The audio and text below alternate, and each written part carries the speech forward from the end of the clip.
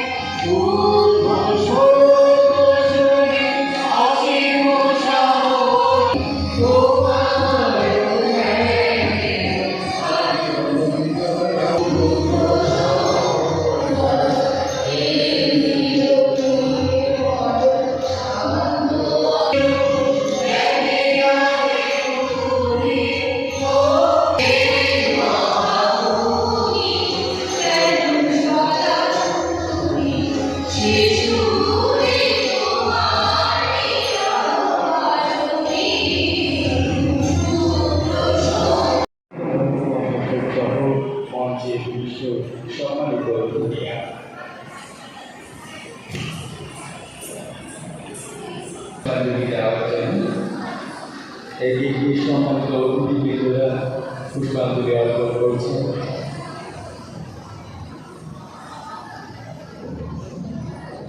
এবং অভ্যুদয় সঙ্গীত পরিবেশনকারী শিল্পীবৃন্দরা